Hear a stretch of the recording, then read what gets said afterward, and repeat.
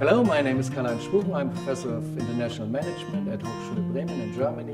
And today I'm talking about global leadership development here at University Stellenbosch Business School.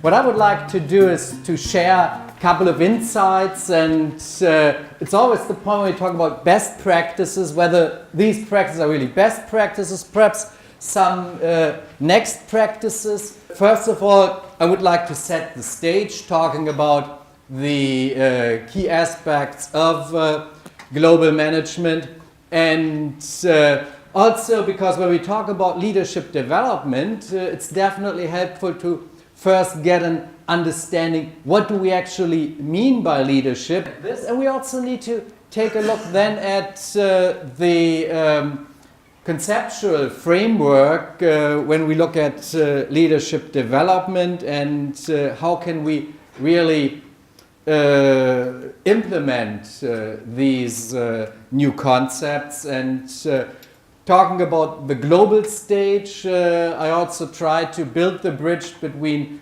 surveys that have been done on the global scale, and if we just make a comparison between Germany and South Africa, are definitely different, talking about workforce demographics. The workforce, and that's always defined, the age bracket between 15 and 65, is shrinking. Today we have a gap of around 15%.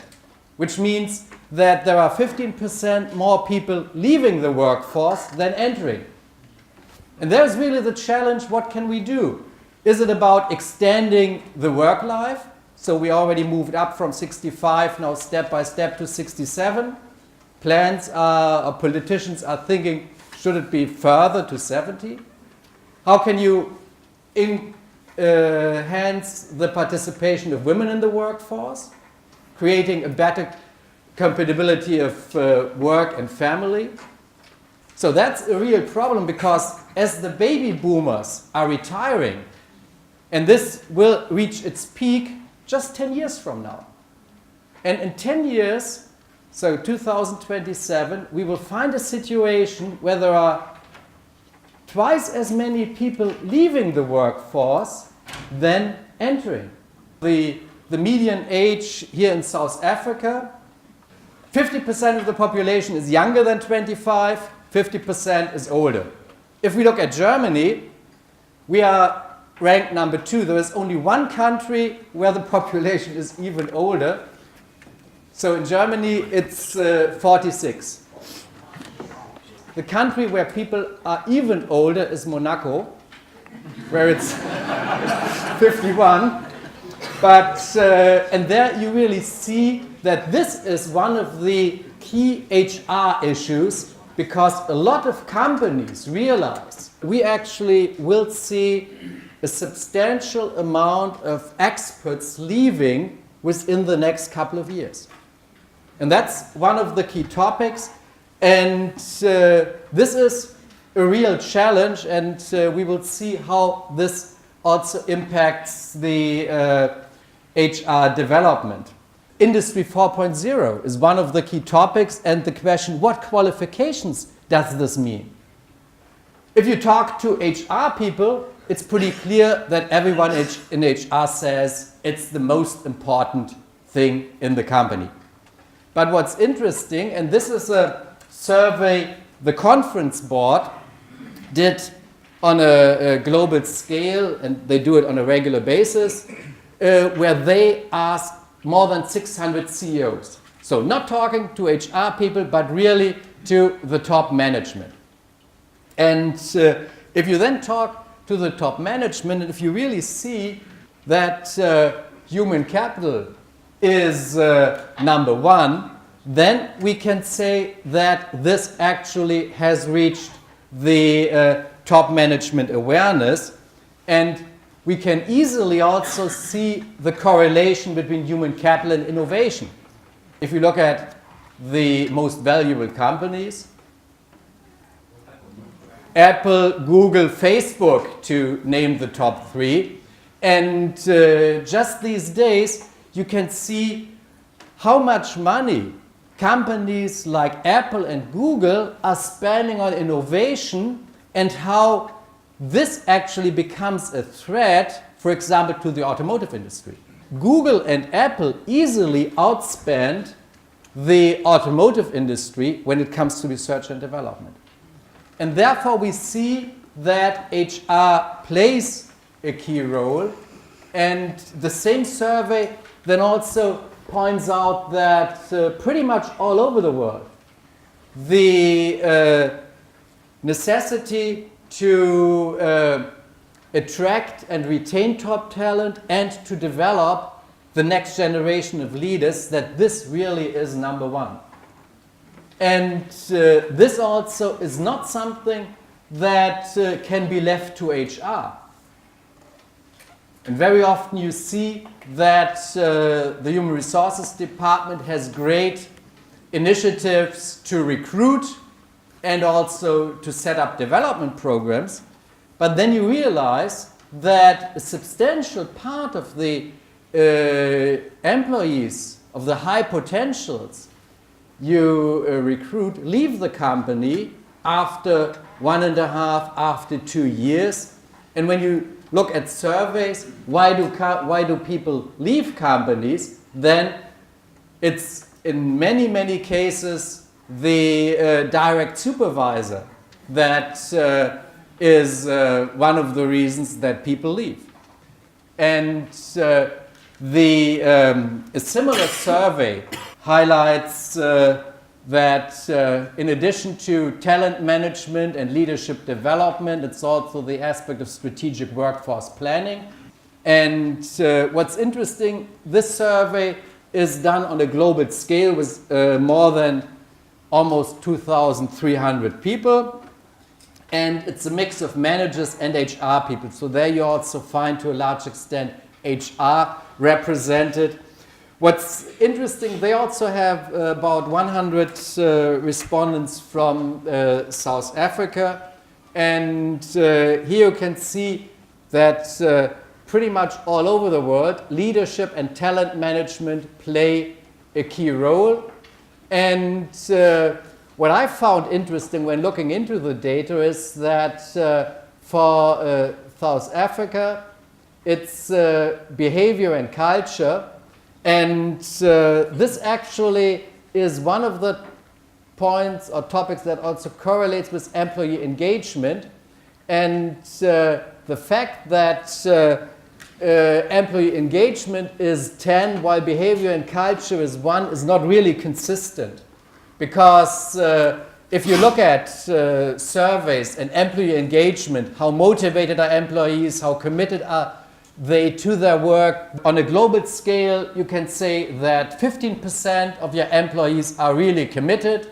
They are dedicated, that you have around 65% of your workforce that are doing their job. And then the remaining 25, they are, Gallup says, actively disengaged, which means kind of their interests are more in other fields. They show up to work, but after perhaps stressful weekend, it might also be that they stay at home. And yeah, if you look at the data, you actually see that in South Africa, you have 9% of employees that are really engaged, that are the engaged people, but that's the same in the Netherlands and France. You also have 9%. So there. But on the other hand, you then see that it's really leading. If you look at the other side, what percentage of the workforce is really actively disengaged? And there, South Africa almost leads with 45%. So there, France has 26%, and that's definitely one of the challenges, because there is only one country where this percentage is higher, which is Tunisia. There it's more than 50% of actively disengaged. But that's definitely also a challenge. How can we change the culture in organizations? How can we make sure that our employees develop a higher level of engagement.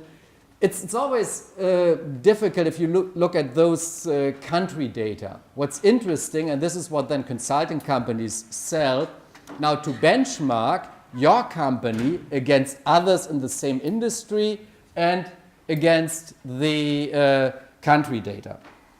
So and now we have set the stage so that we need to move on and think about leadership development. And in many instances, the approach we take to leadership development is pretty much, let's say, that of the industrial age.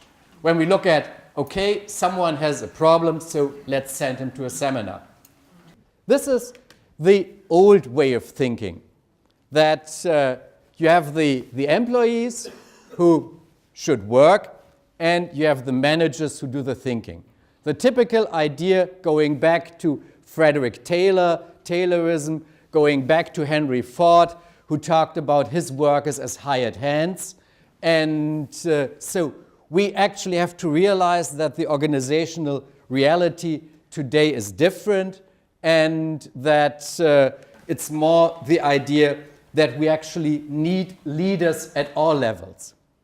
And this is also one of the topics where very often when we talk about leadership, we think, okay, there is the top management, perhaps then the upper management, but the basic questions for an organization actually is, where is the highest level of leadership being exercised?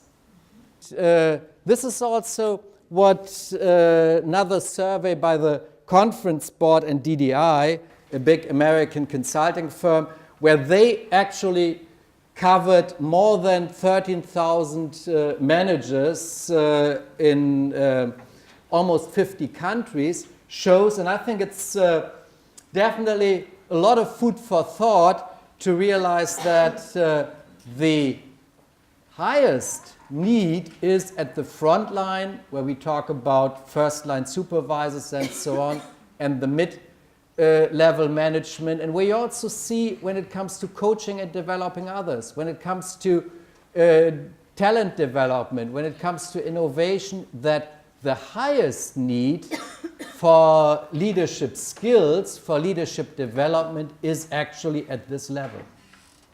The old idea of the hierarchy of the great men, or perhaps great women, at the top, that this is actually changing, and that more and more we have to realize that a leader is not defined by his or her position in the organization, that it's the stars and stripes who define your influence, but it's always the question, why should anybody follow me?